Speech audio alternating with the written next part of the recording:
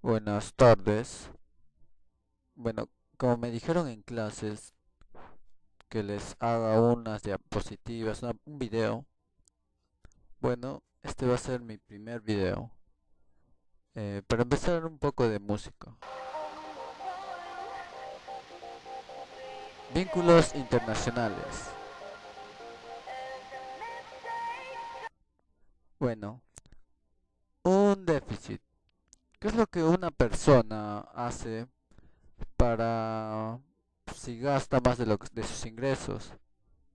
Pues puede pedir un préstamo. También puede vender sus cosas, como algunos drogadictos que para conseguir la droga pues venden todas sus cosas. Bueno, el país es igual. El país puede pedir prestado o también puede vender sus activos. Y el BCR da esos dólares. Si es que no calza los activos, el BCR puede vender dólares. Y si es que la demanda de dólares es mayor, el BCR puede comprar esos dólares. Esto se le denomina intervención del Banco Central. Tenemos la balanza de pagos. Está conformado por la cuenta corriente y la cuenta capital. Bueno, la cuenta corriente es las exportaciones, importaciones de bienes y servicios, transferencias. La cuenta capital es lo que financia estas transacciones, ya sea tomándose prestado o vendiendo sus activos. El Banco Central, como les dije, otorga esos dólares dependiendo de cómo se estén dando las transacciones. Si la cuenta capital, si se demanda, si se está importando más de lo que se está exportando, por lo tanto, se tiene que financiar ese déficit, o sea, se tiene que pagar las importaciones de algún modo. ¿De qué manera? Bueno, puedes vender tus activos. ¿Y qué tal si te pagan en soles? Entonces tú le dices al Banco Central, ¿sabes qué? Yo te doy mis soles, tú dame los dólares que necesito para pagar al importador y de esta manera funciona. Entonces el Banco Central otorga los dólares. El superávit de la balanza de pagos es un aumento de reservas oficiales se da por la superávit por cuenta corriente y por la entrada neta de capital, que es un tipo de cambio fijo y flexible. Para empezar, el tipo de cambio es el precio del dólar. Es cuánto necesito de soles para comprar un dólar. Bueno, esta es la imagen de un mercado común y corriente. Tenemos la demanda aquí y aquí tenemos la oferta. Si la, si la demanda aumenta, ¿qué ha pasado con el tipo de cambio? Ha aumentado. Quiere decir que ahora necesitas más soles para comprar un dólar, por lo cual la moneda se ha depreciado. Si la moneda se ha depreciado,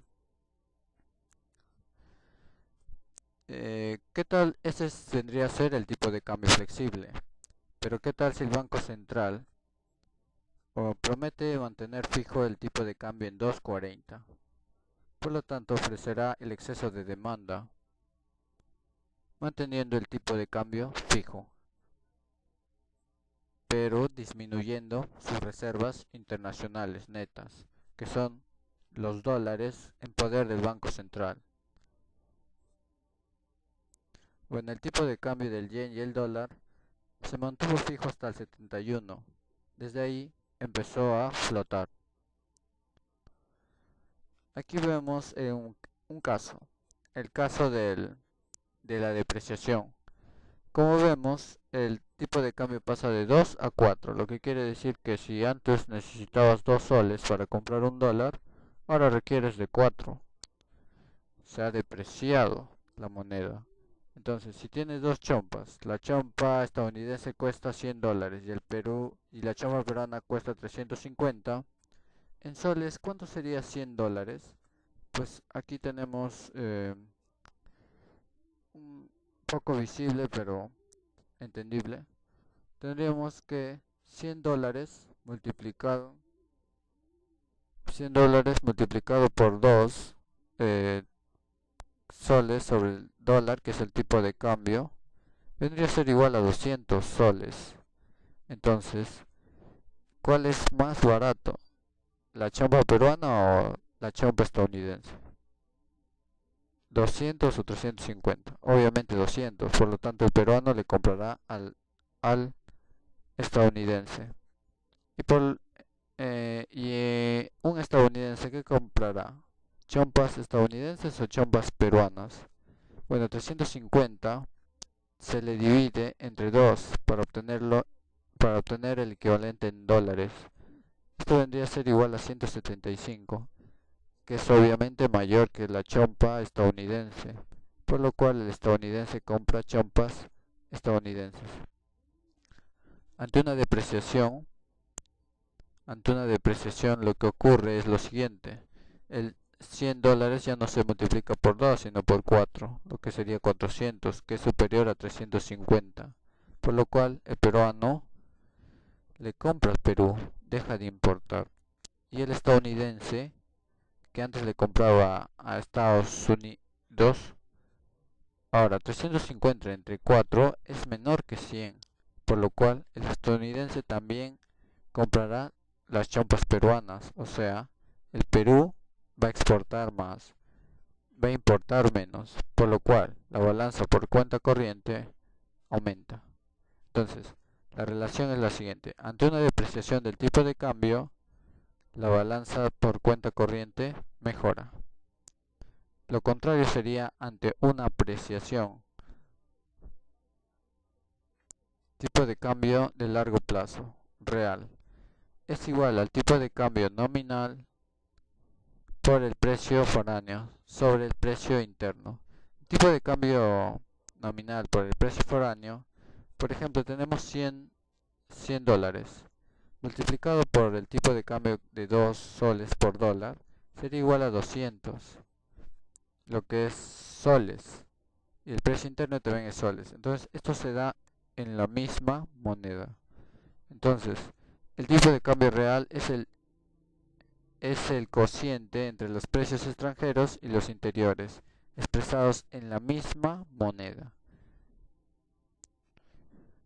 Bueno, si R es igual a 1, se cumple la paridad de poder de compra. Lo que quiere decir es que si una chompa cuesta 100 dólares en Estados Unidos, al tipo de cambio de 2, en el Perú debe costar 200 soles. Bueno, si se cumple la paridad sería lo correcto. Pero en realidad en el Perú no necesariamente los 100 debe costar 200, sino podría costar 250.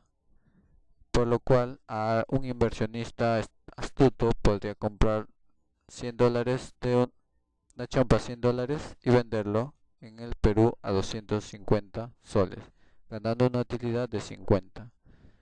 Si el tipo de cambio real es mayor a 1, significa que los precios foráneos son mayores, por lo cual todos le compran al país, a mi país.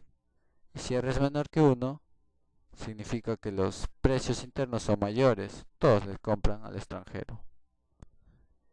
Bueno, si aquí tenemos que las exportaciones netas son iguales a las exportaciones menos las importaciones.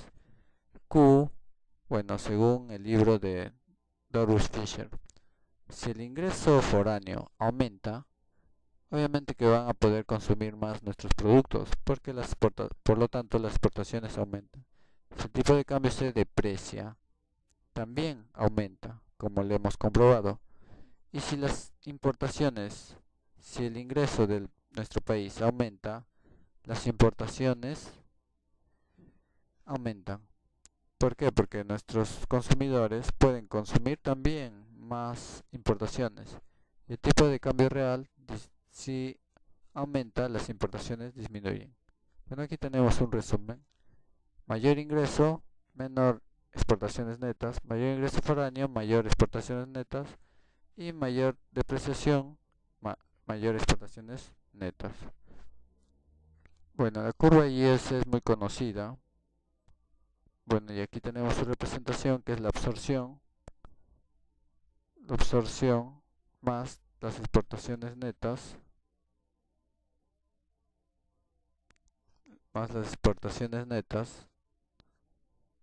que vimos cómo se relacionan, ¿ya? La absorción, a mayor ingreso, mayor absorción. ¿Por qué? Porque puedo gastar más. La absorción es el gasto más el consumo más la inversión. A mayor tasa de interés, menor absorción. ¿Por qué? Porque voy a invertir menos, voy a consumir menos. Bueno, aquí tenemos evidencia empírica. ¿Qué sucede una, en una perturbación en la renta y en las exportaciones netas? ¿Qué sucede ante un aumento del gasto interior? Pues la renta aumenta y las exportaciones netas caen. ¿Por qué? Porque el ingreso hace que las importaciones aumenten. Por lo tanto, las exportaciones netas caen. El aumento de la renta extranjera hace que la renta de nuestro país aumenten. ¿Por qué? Porque nuestras exportaciones se incrementan. Y la depreciación real hace que la renta también aumente porque incrementa las exportaciones netas. ¿Qué sucede ante un efecto de una depreciación del 10%? Esperaríamos que la cuenta corriente mejore y es lo que ocurre. ¿Qué sucede cuando un inversionista lleva su corazón, su dinero, o sea, su dinero? Obviamente va a llevar a donde le paguen más, o sea, donde la tasa de interés sea mayor. Si la tasa de interés interna es mayor a la tasa de interés extranjera, veremos lo que ocurre. A ver. Bueno, si la tasa de interés es mayor a la tasa de interés extranjera, usted, como inversionista, ¿a dónde llevaría su dinero? Obviamente a nuestro país. Y traería todos sus dólares a nuestro país, haciendo que la oferta de dólares aumente. Si el tipo de cambio es flexible, esto hace que el tipo de cambio se aprecie. Al apreciarse, la cuenta corriente o las exportaciones netas decaen. Si el tipo de cambio es fijo, flexible. Si el tipo de cambio es flexible. Pero si el tipo de cambio es fijo, el Banco Central va a demandar esos excesos de dólares. Por lo que hay un aumento de las reservas internacionales netas. Bueno, el modelo Mundell-Fleming como movilidad perfecta de capital con un tipo de cambio fijo sería lo siguiente. Ante un cambio de la oferta monetaria, la tasa de interés está por debajo de la tasa de interés extranjera, por lo cual los inversionistas sacan su dinero, quieren los dólares, que para llevárselos a otros países. Y entonces la demanda de dólares aumenta. Veamos qué ocurre rápidamente. La demanda de dólares aumenta, por lo cual el tipo de cambio flexible es una mejora en la cuenta corriente. Pero como estamos viendo el tipo de cambio fijo, ¿qué es lo que ocurre? Una caída de reservas. Ante una caída de reservas, lo que está haciendo el Banco Central es entregar dólares, pero a cambio está recibiendo soles y pues la oferta monetaria pierde su efecto. Entonces veremos cómo es que la oferta monetaria pierde su efecto. Veamos. La oferta monetaria vuelve a su nivel inicial. ¿Por qué? Porque el Banco Central está recibiendo soles. Entonces la oferta monetaria no tiene ningún efecto en realidad en este modelo. ¿Y qué pasa si aumenta el gasto público, por ejemplo? El IS se movería hacia la derecha, por lo cual la tasa de interés está por encima de la tasa de interés extranjera. Los capitales vienen, ¿no? Como vienen, ofrecen sus dólares, el Banco Central haciendo que se deprecie el tipo de cambio. Pero es como es tipo de cambio fijo, el Banco Central va, va a hacer lo siguiente. Es este caso, ¿no? Todos vienen con sus dólares y el Banco Central demanda esos dólares, haciendo que las reservas internacionales aumenten. Entonces, como el Banco Central está recibiendo dólares, entonces él